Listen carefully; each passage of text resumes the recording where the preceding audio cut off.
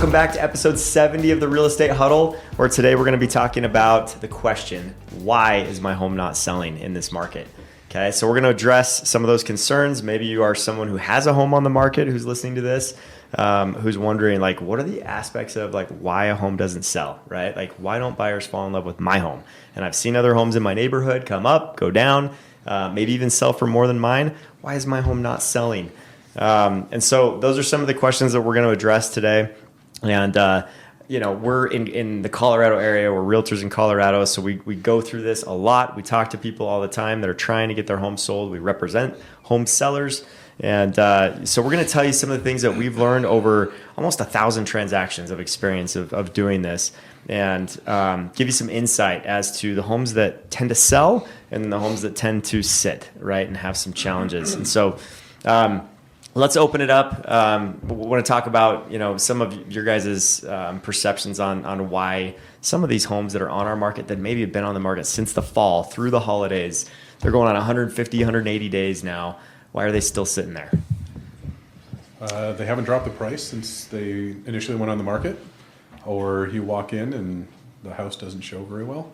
So it looks like they all just dropped dead in the middle of dinner and left everything out, right? That's that type of stuff. Your house not being presentable, there's massive improvements that need to be attended to. Those are some of the key things that I've seen for just they don't show well, or the carpet's stained and it's got chalk outlines of bodies somewhere, whatever it may be, right? Those horrible things, or a hot tub in the master bedroom closet. Those are fun. You things. Realtors, you always go straight to price. Yeah. Such an easy play. Right? That's what people are thinking right now. So we gotta address that, right? Like, why is that so important? So here's what I'm thinking, and I could be completely wrong, but I think Probably are. Yeah, most likely.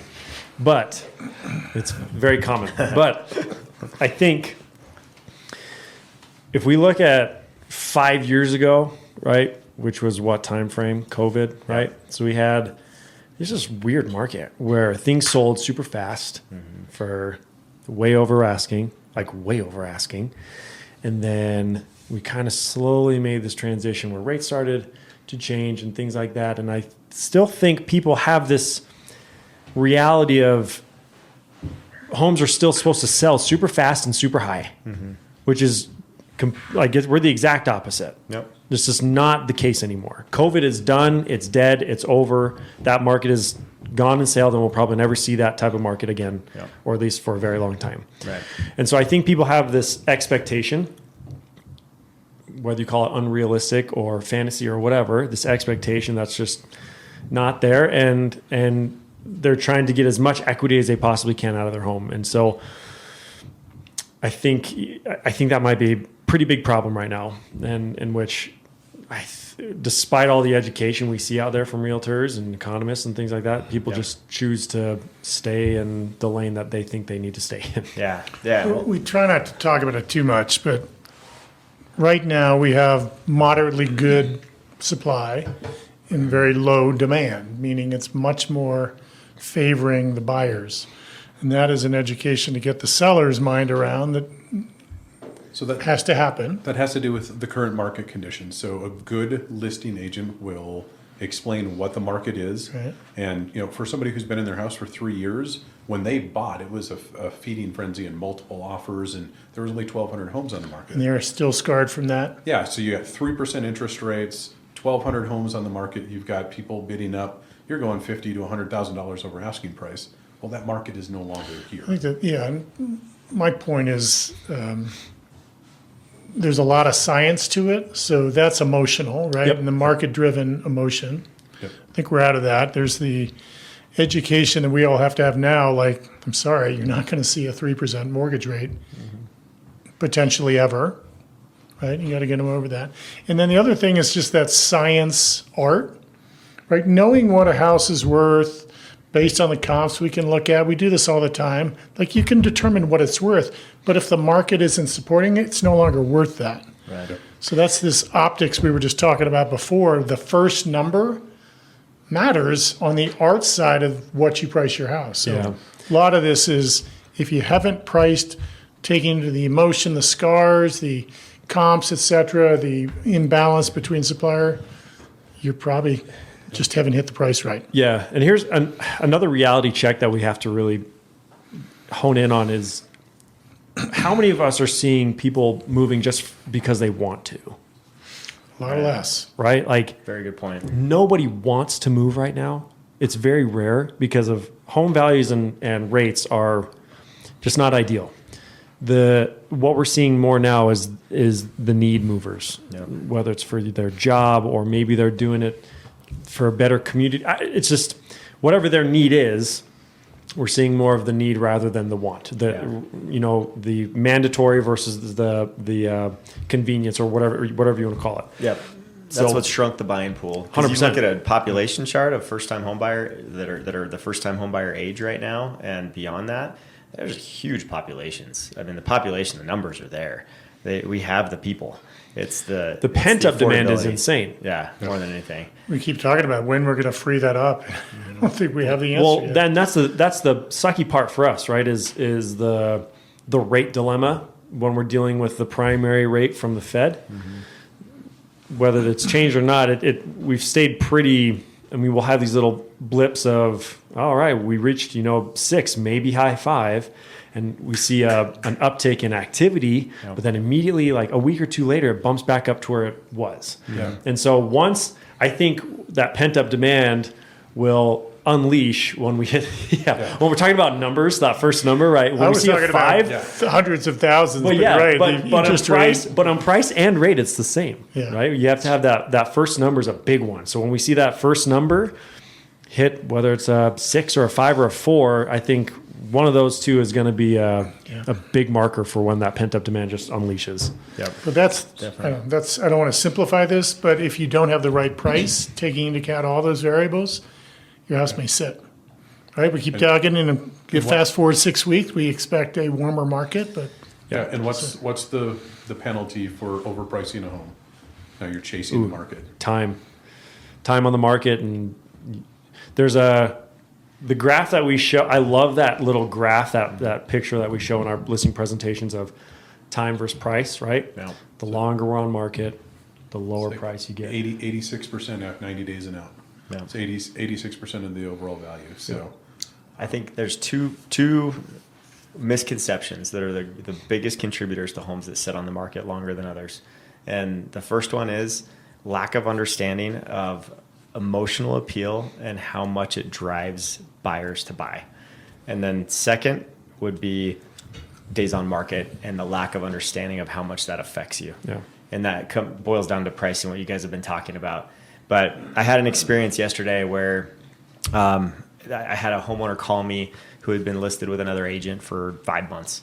And they called me and just said, hey, we'd like to know your approach. We'd like to have you come over and just tell us about your approach and what you do. And because he called me, I could talk to him and meet with him. And so I met with them, and it was super interesting. They'd been through the ringer with this. They've been 5 months is a long time to be on the market. And they've seen other homes sell in their neighborhood for $50,000, $75,000 more than what theirs is, and they have a better location. They're backing to a golf course, so they've got a phenomenal location. And it should have sold a long time ago, but they started high and then tried to catch up to the market, and the biggest thing, what it came down to was they had done updates that were, nice updates to the home, but it was more updates that suited what they wanted, rather than what the majority of the market wanted. And so didn't have the wide appeal. that was the challenge. Yeah. It was the granite that they'd put in their kitchen was a black granite with some More personal than trend. correct. Yeah. More personal to their tastes, which if you're going to live in a home forever, get what you Yeah. want, right? Interesting. But the minute that you're looking to sell, I think some people have the ability to open their mindset to what the majority love and what's emotionally driving sales, and others don't. They just don't see it, or they think that, why would I do this if that person may come in and complain about it? They want something else, right? And so the conversation that I had with them was, if we do this and we go the route of the majority, then we've got an 89 out of 100 chance of finding our buyer, right? If we don't, if we try to, just say, hey, let's let them pick, or let's give them a credit or something like that. Oftentimes what happens is we get dinged for the credit, Plus, we don't receive the feedback or the return on investment that would have given you.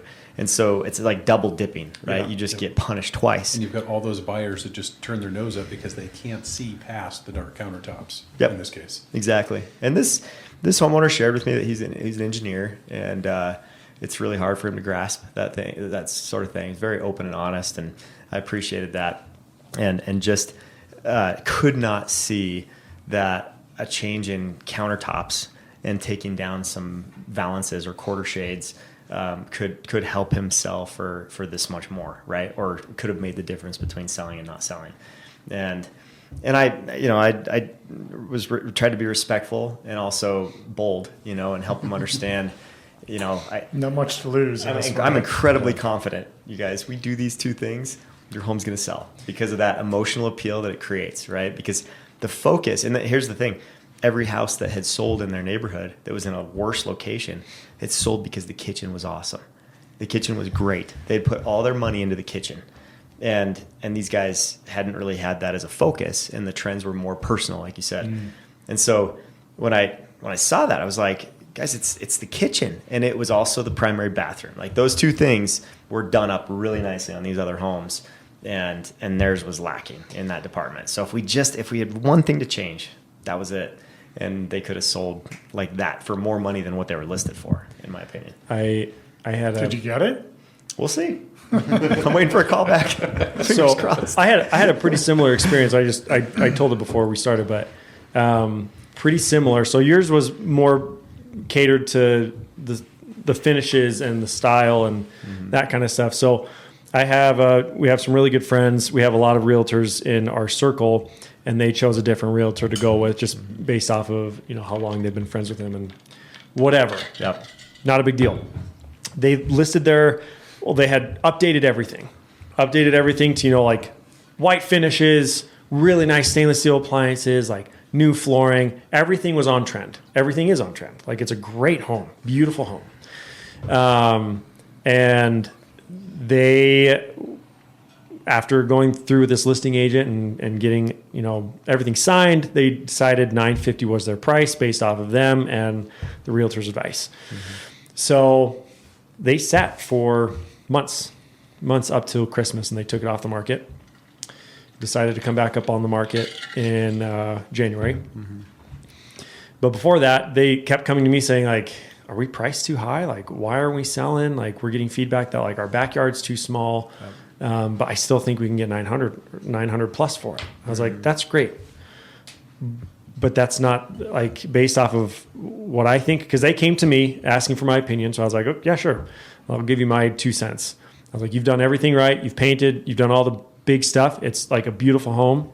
But unfortunately, in the market that we're in, 9's not going to cut it. If you put an 8 in front of that number, I'm super confident you'll sell within a month. So they decided $899 was the price that they wanted to relist it at, just right under 900, hoping they can get to 900. But 2 weeks after they listed it again, which once again was with the other realtor, they decided they told the other realtor, yeah, let's just list it at $899 and go from there under contract in 2 weeks. I'm like, all right, well, I'm just waiting for my payday here because I just made that happen. They didn't do open houses. They didn't do any type of marketing. She just put on the MLS and that was it. Yep. And I'm like, so there's a couple things there, right? Pricing, and then there's a marketing side to it that is super valuable in this market, beyond valuable. So who of us who studied economics in college? I took All of us? a class once. Yeah. Okay. So the real estate market in a market that's large enough is unequivocally a very efficient marketplace. Meaning if you are overpriced, whether someone tells you, the market as a whole will generally tell you, right? You have to be willing to listen. But one of the things I've used, and we've done this in like mixed meetings, within Showing Time, which for those, that's the scheduling platform that most of us use to allow homeowners to schedule showings of our listings. There is enough volume of data in there that you can glean a lot about just what Spencer was talking about. It'll show you price bands, $50,000 bands, and it'll show you showings over time. Yeah. And you can see data that says there's this demarcation point where when you're above 9 at that time in this market, that is not getting showings, whereas 899 is getting showings. And that's by location. By location, it's by time, like how long you've been on. There's a lot of ways to slice it. Yep. But it's this additional data that we have at our fingertips because we have, it's not big data, but it's large data that gives some feedback on the efficiency of this marketplace. And it would have helped that listing agent say, we're going to have more luck if we get in this thing. And for me, like I haven't done as much listings as you guys, but the listings I had last spring, summer, we nailed the pricing. We did work on every one, and we got over asking on each of those because we weren't grasping beyond what we knew the market could. Right. And then you let market dynamics and competition take over, right? I think that's a huge point to like. So doing the homework, like having a real estate agent, like do the homework, making sure that they understand the market completely, and then you like. There's another factor of like, I could get reamed for saying this, but like, you gotta have some like as the client, right? If you're coming to a realtor to sell your home, right? You gotta have a little humility, knowing that you probably don't know everything, right? So that's a huge helper. And then the marketing side of everything.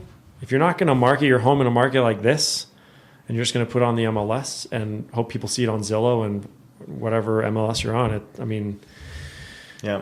there's too much inventory. The words came out of my mouth yesterday, and I even prefaced it with, I do not mean this arrogantly, but are you going to trust your own instincts, or are you going to trust the guy that's done it almost 1,000 times? I did say that. Because How'd that come off? I don't know. We'll see. Oh, is this the same one? I'm going to call Still back. alive.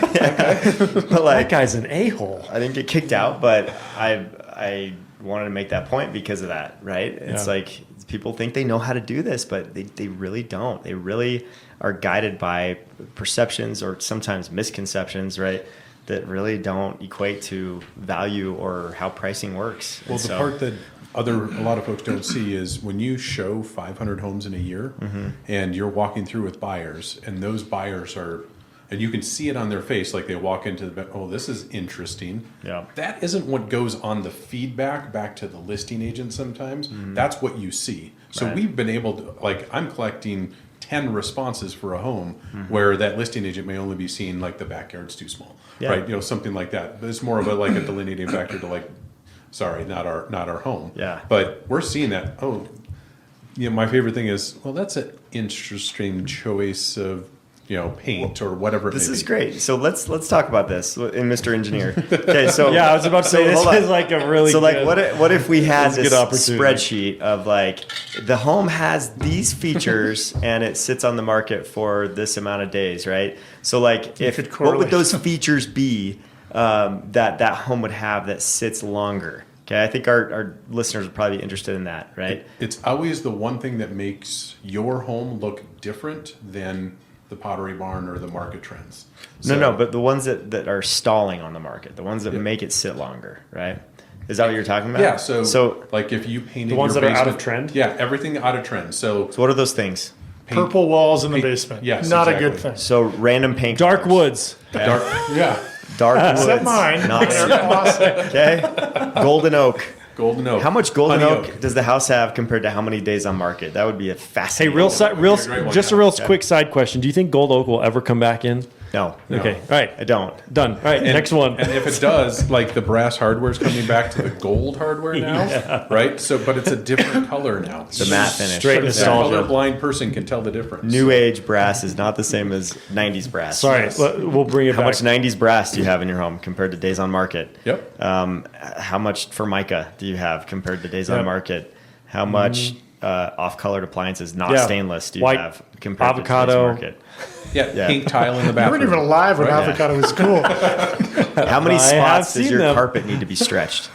Yes. I was going to How say many- rolls or in the just carpet. cleaned, you have? just Yep. cleaned. Yeah. Or like, How yeah, many times do you open a door and it drags on the carpet so bad that it's worn down? Right. Like little things like that. It How just- many of you still have many holes 90s in your tubs with doors? jets, or like, still tubs in your? We've master done a lot of bathroom? these episodes, but a lot of the stuff we've done about what we recommend as you get ready to list, it's like very germane to write this. Like if you're not Yeah. willing to neutralize the colors on your walls, often has a bad perception on your visitors. And it's Plaid quarter shade valances. How many of those do you have?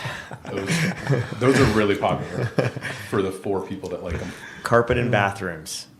The list goes on. dude. Whoever yeah. did that never Linoleum. had boys. linoleum. Yeah. Stick on floors. Yes. Well, no, but that's how they build them. All that, my house is like mid 90s in Highlands Ranch. Yeah. Every bathroom was carpeted. Yeah. Yeah. The builders never raised boys. How much Like- forest green do you have in your house? What'd you call it? What? I just updated Forest to evergreen fog. Forest It's more of green? a gray. I mean, like in the 90s, they just went crazy on like green tiles. Do you have an and stuff. accent wall? oh, the tile. Right? That was Yeah. another. Feng Shui. Or like tiled countertops. Yes. How about countertops in bathrooms that go over your toilet? That's a that good little look. wooden- Oh, yeah. Yeah, the little Oh, dude, guitar I still, shape. Yeah. I The still, guitar that goes over the toilet. yeah, I still have that in That's my it. powder room right That's now. it. I'm like ready to. Yeah. I have a lot I of think we projects. officially I need to do. digress. But those are the All things- this- I think we're getting right into the thick of it. Yeah. This is it. But that's Welcome the to type the of stuff- Dreamsmith team. This is a constant. Just bashing of homes. Terrible. Okay, sorry if we offended half the world, but these are the things. That But are you buyers see humble that they're enough like- to accept our marketing strategy? these are the things that buyers see that they're like, we'll just keep waiting. Yep. Because here's why. Here's the honest truth. They have a higher payment than what they're comfortable with. And so you couple that with all the projects that they see in the house, and that equals no That's offer. maybe the most thoughtful way you can say it. Yeah, right Exactly. Yep. You My look funds at are the limited, and you're giving me homework. Yep, Thank you, exactly. Chad. There you go. Appreciate the that. honeydew list. And the is- episode's over. Thank you, Chad. On that note, Drop. Wait, can I hang? Drop the mic. Yeah. thank you, Chad. All right. That was kidding aside. That was pretty well said. I think, thank you. I think we've nailed it as far as why people's homes not selling. If you have specific questions to your house, if you'd like us to look at it on Zillow, even if you're outside of our market, we'll give you some thoughts, of what, what could be done. What's the one thing, right, that could be done or even for your better house to this, sell. even better. Message us if you have the opportunity. Message us, and we'll send you what our listing presentation looks like. You can get a full-on idea of what our marketing plan looks like. We can run through it with you. Like, not even if you're not even ready to sell yet, at least look at what we have, and you can judge for yourself based off of other experiences you've had. We do a really good job of marketing. We really do the market stats and really dig into every single aspect of selling your home so that it will sell quickly and efficiently and with the best price possible. So And we kind of don't stand have- out. We have no fingers in the pictures with our iPhones as we take our digital photos, right? Yeah. Well, it comes down to like What did like, Jackson say? That agent's knee was in every picture?